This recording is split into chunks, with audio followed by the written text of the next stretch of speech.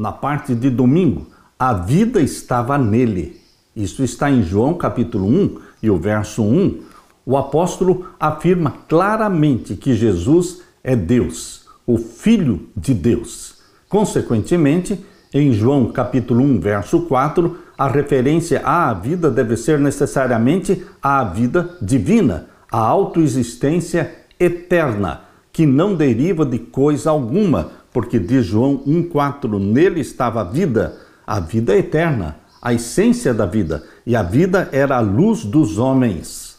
Pelo fato de que Cristo possui vida em si mesmo, ele pode dar a sua vida e pode tornar a tomá-la, exatamente como diz em João capítulo 10 e o verso 17. Abra sua Bíblia e leia comigo, João 10, 17. Por isso o Pai me ama, porque dou a minha vida para tornar a tomá-la. Ninguém me tira de mim, mas eu de mim mesmo a dou, tenho poder para a dar e poder para tornar a tomá-la. Jesus não foi forçado, não foi obrigado a morrer, ele morreu voluntariamente, ele deu a sua vida e tornou a tomá-la, porque ele tem vida em si mesmo. E pelo fato dele ter vida em si mesmo, ele pode dar a vida a quem ele quiser. Todo aquele que abraçar a Jesus como Salvador, ele receberá vida eterna. João capítulo 5 e o verso 21. Abra sua Bíblia e leia comigo. Pois assim como o Pai ressuscita os mortos e os vivifica, assim também o Filho vivifica aqueles que ele quer.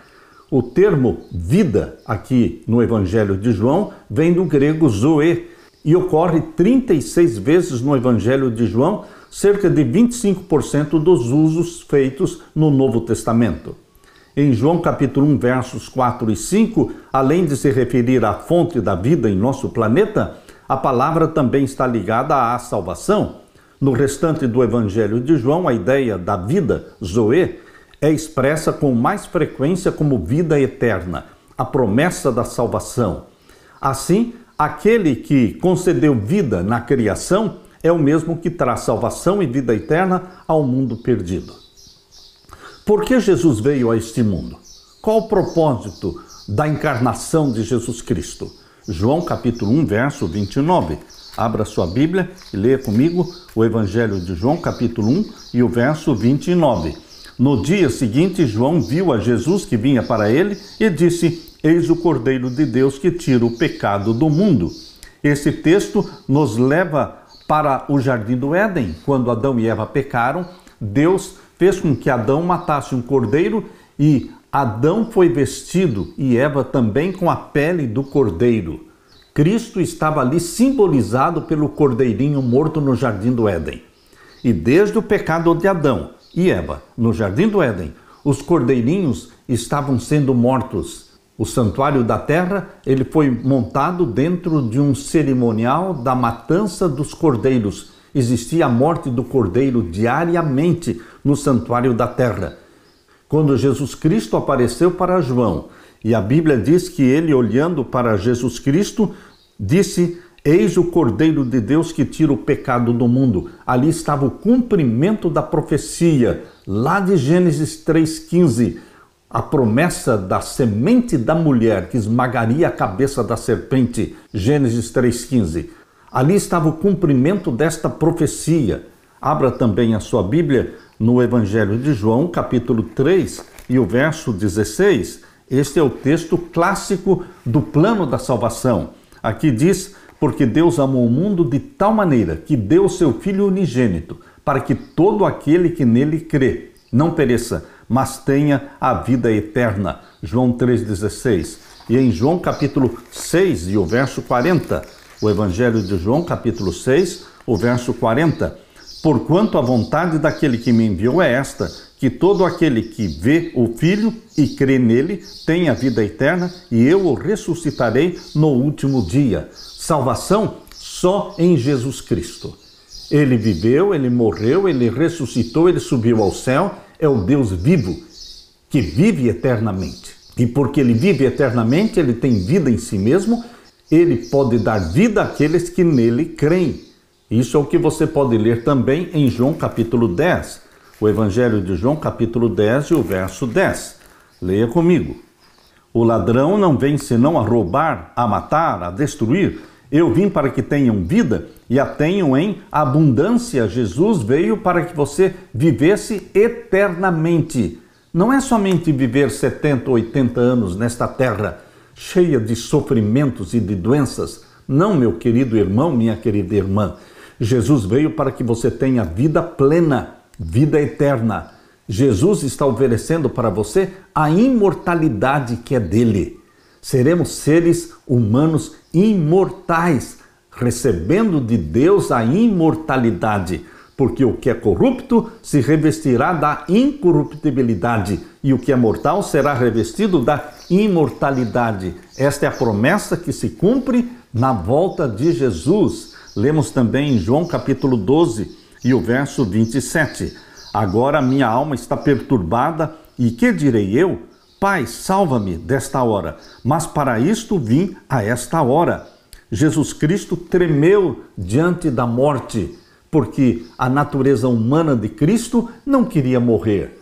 Mas, queridos, Jesus Cristo veio para morrer. Por isso, este verso nos ilumina. Agora minha alma está perturbada. Quando chegou o momento da cruz, o momento da morte, Jesus disse: minha alma está perturbada, que direi eu? Pai, salva-me desta hora, mas para isto vim, para esta hora. Eu nasci para isto. Portanto, meus queridos, Jesus tinha plena consciência da missão de morrer para salvar o pecador e para reivindicar o caráter do Pai, justificar o caráter do Pai daquelas acusações feitas por Satanás.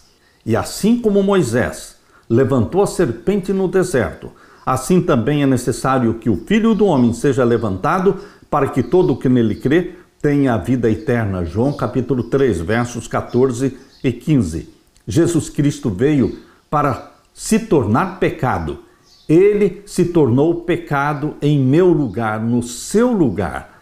Ele morreu a morte que nós merecíamos morrer, a morte eterna. Ele sentiu as agonias da morte eterna. Ele sentiu a separação do Pai. Deus meu, por que me desamparaste? O nosso pecado, que foi incorporado em Jesus Cristo, fez a separação dele e do Pai. Ele se sentiu abandonado. Mas, queridos, o Pai estava junto da cruz, junto do Filho. Ele estava cumprindo com o desejo do Pai, morrer para salvar a humanidade. Da mesma forma como a serpente de bronze ocupou o lugar dos israelitas picados pelas serpentes, assim Jesus tomou o nosso lugar, pois fomos atingidos pelo pecado. Ele, Jesus, assumiu a penalidade que era nossa para que pudéssemos ter a vida eterna, que era dele. Cristo também deseja que tenhamos vida em abundância. João 10, 10. Assim, a todos quantos o receberam, deu-lhes o poder de serem feitos filhos de Deus, a saber, aos que creem no seu nome, os quais não nasceram do sangue, nem da vontade da carne, nem da vontade do homem, mas da vontade de Deus. João 1, 12 e 13.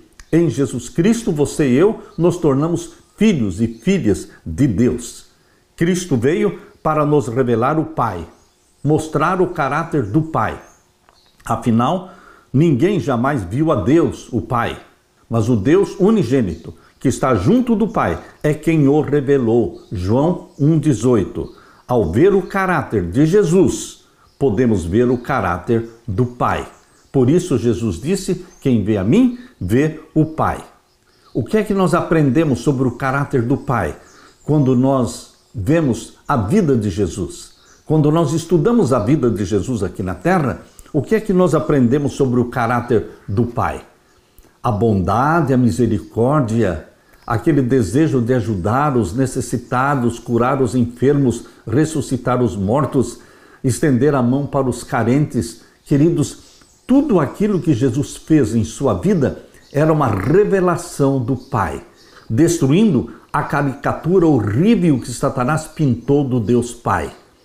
Satanás passou para a humanidade a ideia de um Deus ruim, vingativo, arbitrário, exigente, mas Jesus Cristo provou que o Pai é amor, é misericórdia, é bondade, é desejo de salvação. Jesus Cristo veio para revelar o Pai e salvar a humanidade. Jesus Cristo fez de você uma ovelha pela qual ele deu a vida. Ele teria morrido mesmo se você fosse a única ovelha perdida neste planeta. Jesus Cristo veio para revelar o Pai. Jesus viveu para agradar o Pai. E assim você e eu, filhos de Deus, vivemos também para agradar o nosso Pai celestial. Aleluia!